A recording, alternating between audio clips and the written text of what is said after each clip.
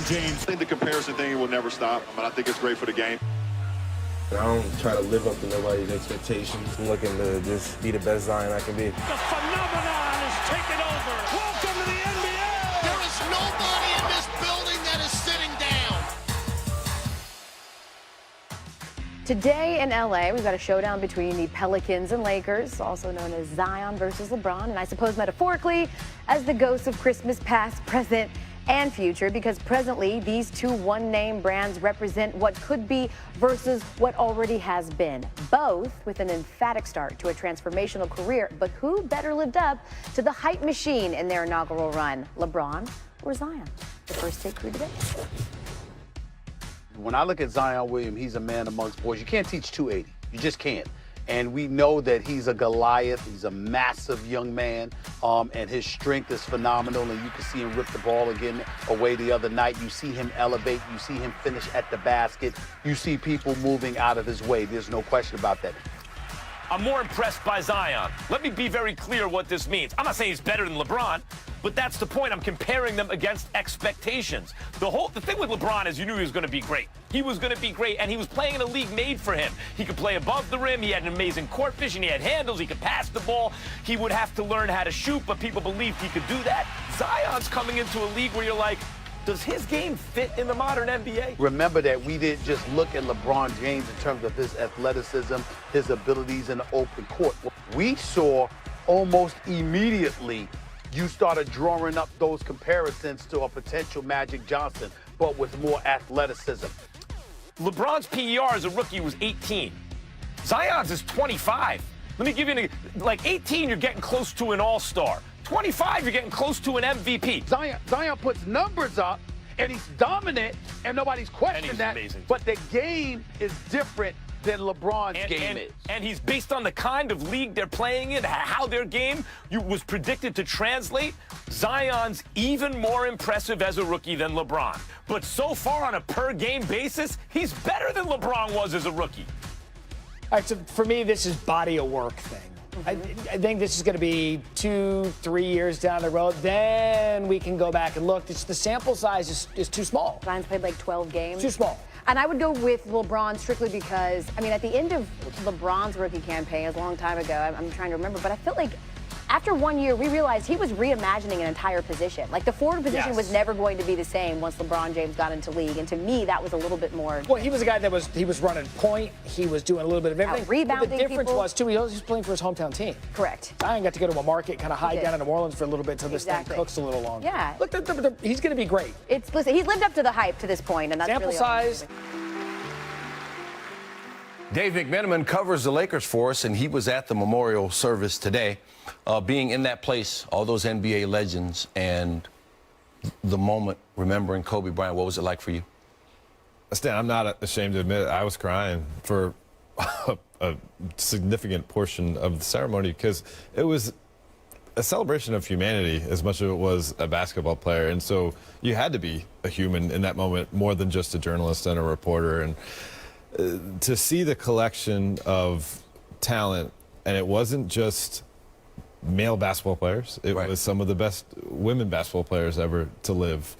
And then it wasn't just basketball in the world of sports. Right. You had J-Lo there, and you had Alicia Keys, and you had Beyonce, and you had Kanye West. It showed the impact that one person can have if they just follow their Northern Star and follow their passion. This next part of the conversation, we need to be really sensitive. And I'll preface it by saying I posted on my Twitter account that I made the decision not to go, that I could literally walk to Staples Center because of the job I had access to it. I made a decision not to go because I thought almost a paralysis the day that it happened. And I didn't get anything accomplished that day except sitting on the couch being sad. And I couldn't do that today. So I say all that to say LeBron James, notably either absent or not pictured at the service. We all grieve in a different way, privately, however we can get through it. What do you know about LeBron James? I spoke to several members of the Lakers who were there today, and they didn't see LeBron. Rich Paul, his agent, told our Stephen A. Smith that LeBron's in his own space. And space could be somewhere away from Staples Center, could be in a different part of Staples Center. What I can tell you definitively, though, is that the first road game the Lakers played in Sacramento after they got back to playing after the tragedy, I got a chance to kind of just catch up with LeBron and just touch base and see how he was doing. And he told me in that moment that it was the toughest week of his life. And so, me knowing that, it wouldn't surprise me if he made a decision similar to yours to say, you know what, of course, I'm devastated. Of course, I respect Kobe Bryant. I respect his family. I respect the Lakers. For me to be the best I can be for everybody else, right, maybe not be involved with that today. Or it could be, hey, this moment is not about me. I'm there, but I don't want to be seen. I don't want a camera on me. Correct. And that's another theory that obviously he could have communicated that through AEG Staples Center. It's just, hey, you know, don't have me up on the Jumbotron. This is today about the Bryant family, about Kobe, not about LeBron James. Yeah. So can't be sure about his presence, but we can certainly be sure about the sentiment involved. It was a sentiment shared by all of us. Had to put him on today. You're beating me, man. Come on. Thanks, Dave. You got it.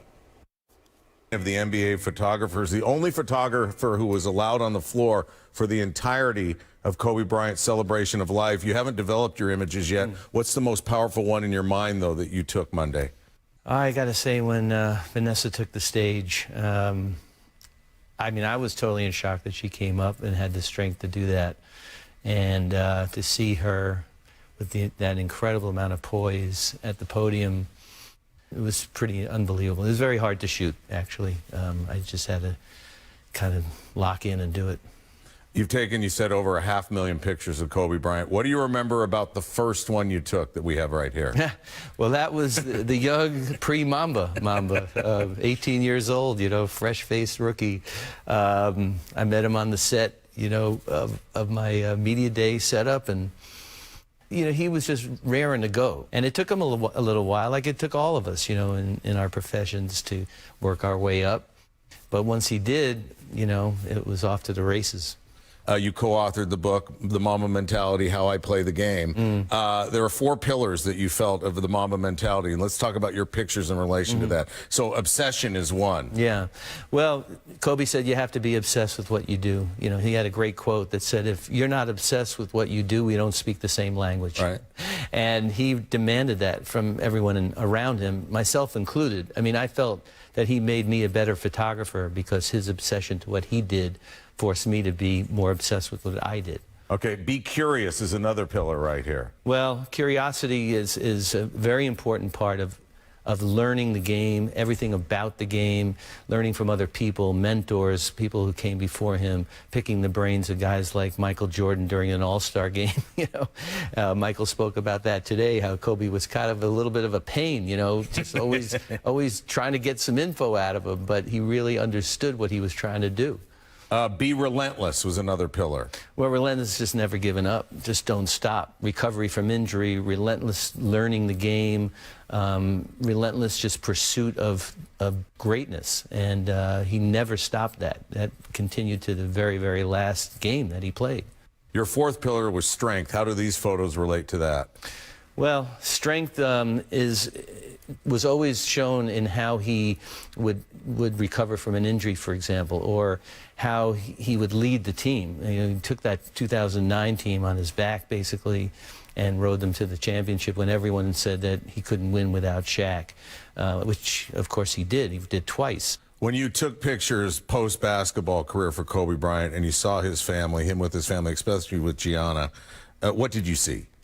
Well, you know, he and I talked a lot about raising daughters. I have 3 daughters and a son. He's got, you know, he's got his 4 daughters. And as he started to become a father and raising the girls, there was a lot of similarity between us. And I was able to give him a little wisdom because my kids were older. And I had actually gotten that wisdom from Phil Jackson, who helped me when I started to have kids. And I was always amazed that he was able to turn off the Black Mamba persona. As soon as they crossed the threshold from the locker room and were walking out of the arena, he became daddy again. He was a very doting dad. He just loved being a dad. And we heard some great stories today about how attentive he was and how interested he was, not just in Gigi's basketball, but in what all his kids were doing. And he loved being around their friends and dropping them off at school and all that stuff. And all the stuff that we all do every day that you don't think of somebody at his level really does, but he actually did. When you close your eyes and you think of Kobe Bryant, what do you see? I see him as a young